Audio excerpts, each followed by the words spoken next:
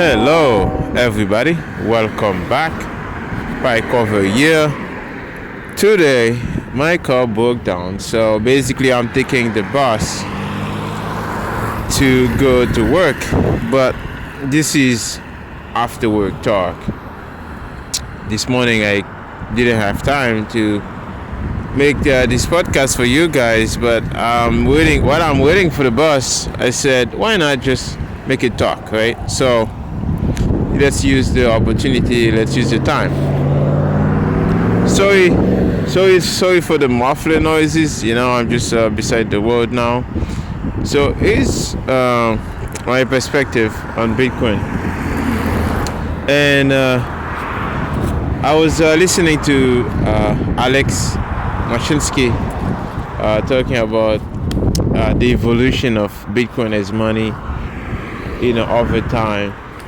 When we all gone, right? Like when our generation is all gone, what's gonna come next, and how they're gonna see Bitcoin very differently.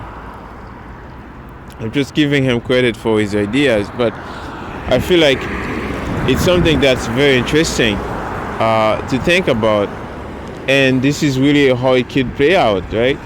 And you look at us, we have to fight with all of those. All those fiat coiners and all those shit coiners, right? All those things, Bitcoin has to go through that. Now, this is a trend that's making noise now. So it's not a car anymore, it's a trend. So basically, we had, he was talking about how we had to go to all these times, right? Where you have all the shitcoiners trying to create fake Bitcoin. They create their own versions and all this nonsense. And the next generation, they will be talking about different.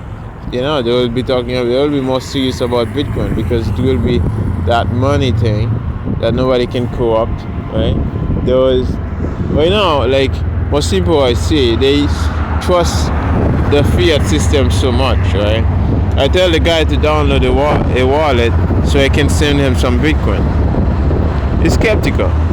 He's like, oh no, I don't know about this, man. Like, I just forget about it. It's like, man, I want to give you the most precious thing in the planet, right? And you refusing. It's like, what I mean? So I was gonna send him some sats because he's afraid of it, right? He's scared. He's like, oh no, I don't know if I buy this thing and it drop in price and all these things. I'm like, man, like, you're just gonna try it, right? That's why I give people sometimes. I just give them a few bucks of sats so they can try it out and see how the price move up and down. Like in the past couple of weeks, if you was not in the market, right, you probably lose $9,000, close to $9,000, right? So over $10,000, you lose, in the one Bitcoin price. So this is all these things, right? Those are the things when you're not in the market, right? It's not about the timing the market. It's about time in the market, right? And also, it's not investment, it's a saving. It's a long-term strategy for your saving, to protect your wealth, your workforce. Right? You want to protect that. So that's what Bitcoin provides. So yes, I just wanted to just really talk about this, because too many people misunderstand. It's like even Peter Schiff, right? I'm a big fan of Peter Schiff, but I hear everything he say about like the economy. He has a good understanding of what the economy is, and he really understands the economy, right, in its totality, and he really understands what is Austrian economists, which is like the real economics, right? So he really understand this. And I like to listen to him, but here's one thing, right? He's always saying, oh yeah, So Bitcoin is not that important, and it's a scam. It's gonna collapse and all those things. But when you really think about it, it's just because it doesn't understand it yet, right? So if he understood, I don't think he would say those things. And also, the second thing is, Bitcoin doesn't care what you think, right? Bitcoin doesn't care what you think, what Peter Schiff think. It doesn't care what I think. It doesn't care what anybody think. It's just gonna do its thing, right? So that's the thing. It's like most people don't understand. It's like it doesn't care about what your opinion is. It's just gonna leave. It's gonna be there, and the generations and generation, all generation gonna understand it different way. And they're gonna use it under advantage, right? It's a tool, right? It's just like fire. Fire doesn't care what you think. It's just fire. It's gonna be, right? People will find ways to make fire, right? People find ways to, they use gas to make fire. They use wood to make fire. Some people use, like hydrogen to make fire. So everybody use a way to make fire. So that's the thing, right? So I mean, you have, this is simply what it is. I mean, Peter Schiff, guys like Peter Schiff and the banksters, like when Bitcoin will be that, like, so massive, when most people are gonna be using it, those guys are gonna be dead, right? Even me myself, I'm probably gonna be dead. So like most of us guys, we're probably not gonna have the opportunity to enjoy these Bitcoins, right? So it's gonna be our generation, the next generation of our kids, our grandkids, right? Anyways, guys, my bus is coming, so I'm gonna pick it up. So I will see you tomorrow. Tomorrow, the CA day, right? Remember that, and yes, next Toxic Talk. This was Spike On. Hello, everybody. Welcome back. Yes, I'm on the highway now, and I'm gonna start a Toxic Talk. So amazing, beautiful morning, and mind some fiat, and this is the result now, right? Over the past week, I believe Bitcoin is up 30%. Yeah, 30% in a week. Those are the times when you not in the market because of fear or misunderstanding or anything. You basically making yourself a disservice, right? Because you're shorting at that time, right? So once you short Bitcoin at those times, right, you pay the consequences, right, of being out of the market, because now you have to buy in a higher price, right? Bitcoin doesn't care. Bitcoin doesn't wait for you, right? If you sell at some level, don't think you will be able to get at a cheaper price. All those clowns out there saying, oh yeah, they are good traders, they came out and they say, oh, it's gonna go back down to 12,000, all those things.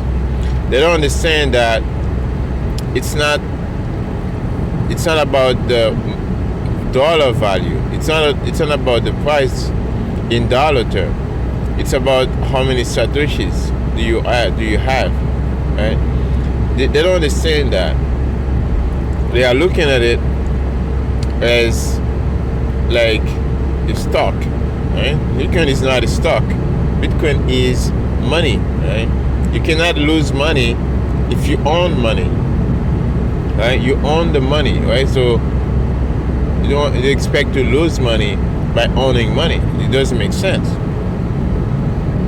Once you start valuing your wealth in Satoshis, then you realize, okay, this thing has no limit. I don't know how much you can own. It doesn't matter what the price is. I mean, if you're hoping to sell to get some quick fiat, yeah, sure. Yeah, like when the price pump like at 30% in a week, yeah, just go sell, yeah. And then in the next 6 months, it's up another 50%, right? How would you feel? Or maybe it's down 10%, and then it go back right again at 50%. Right? You have to play the long-term game. It's not a quick trade in and out. Right? So don't think like you're gonna make some money, some fiat. Think about it. You make some fiat, right? What you gonna do with it? Buy food, pay rent. Right?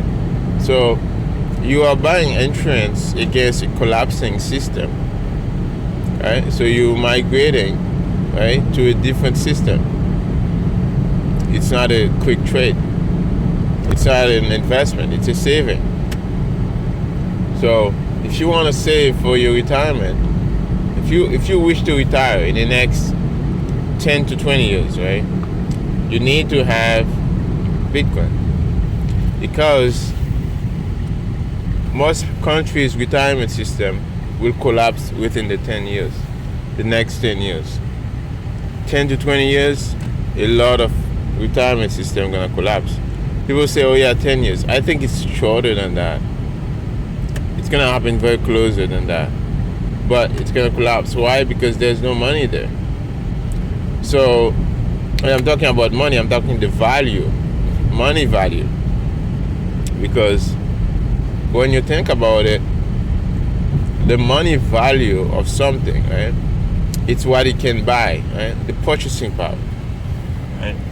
So the dollar or any other currency, pesos and all those things, they don't have value because they print so much of them. So you will still get like $1,000, $2,000 a month for your retirement, even $3,000.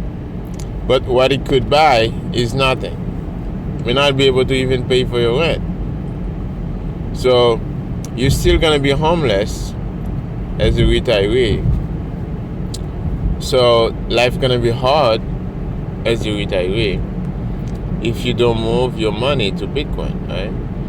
I know now it's hard for you to take your money out and put it into Bitcoin, right? Because most government, they lock you up with the retirement plan, right? They propose their own retirement plan so they can squeeze your money as much as they can, right? So they fool you to get involved into those things. Now those things are collapsing. Most people, it's hard. Most people don't even know. And even if you wanted to take it out, you can't.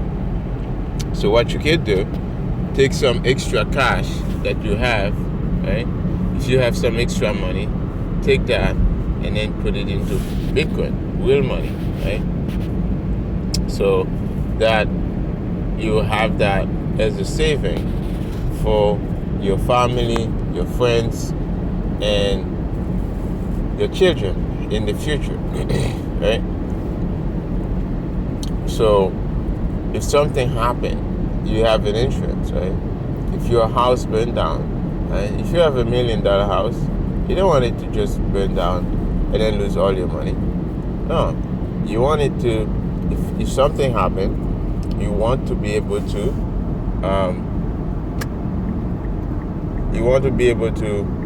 get an insurance, right? You want to be able to finance what happened and rebuild it, right? And pay the mortgage and stuff like that.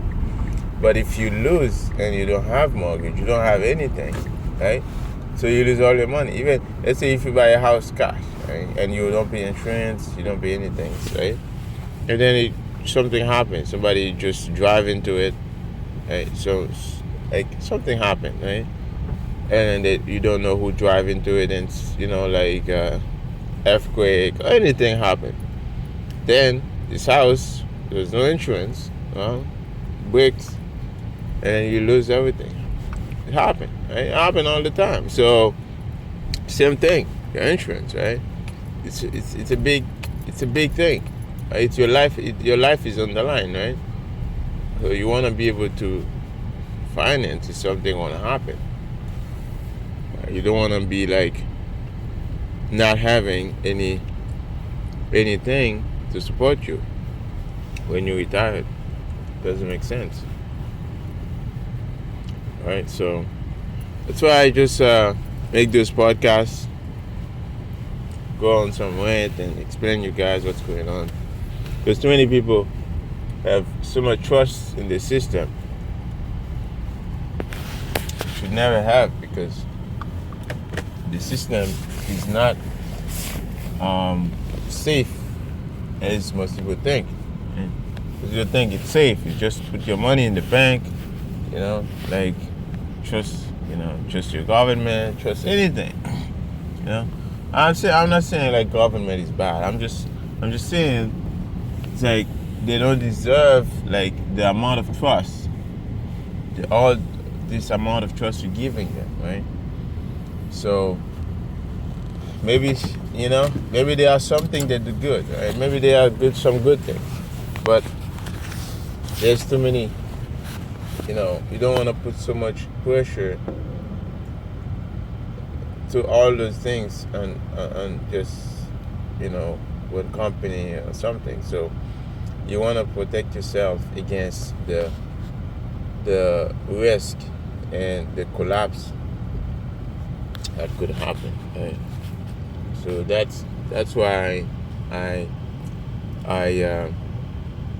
talk about Bitcoin, and I just teach you guys why it's so important, why you need it, why it's necessary, to help you migrate, right? I'm just helping the migration, so less people get hurt, right? I don't want to see anybody go through the situation where they can't live, like one of the things that make you cry the more these days is seeing homeless people, on the street asking for food and telling their stories and how they used to be. They used to have good job. They used to have like family, nice house. Now they are homeless. And when I look at myself, I'm in the opposition when I used to be, right? And I'm like, okay, what prevent me from getting there? Right? I'm not better than them. So there's a problem, and the problem is the banking system and central bank and money printing, that causing so much inequality in society, causing all these problems. But if I could educate people, if I could educate some people about what's going on, even if it's just two people who could understand what I'm saying, at least I have two people in my life. It doesn't matter, like, I'm not looking for big amount of subscription, try to make a living on YouTube. That's fiat, right? I don't need like YouTube money. That's fiat money, right? So YouTube has an algorithm, and that's there all the time. I just so that's always there to manipulate your thinking, right? So you don't want to have your life relying on YouTube, right? I mean, YouTube basically is just there to just tell you to say what they agree, what they want you to say, right? So if you say something they don't like, and you will not have as many views, right? The algorithm won't show that to the people. So that's why they shape your views for you. So you don't want to rely on something like that for a living. That's nonsense. So that's one of the things. So anyways, guys, I hope you guys enjoy, and I will see you again definitely in the next Toxic Talk. Please like, subscribe, comment. Let me know what's going on. And yes, find your insurance against collapsing currencies, government, and banks. Anyways, guys, this was By Cover, Toxic Talk.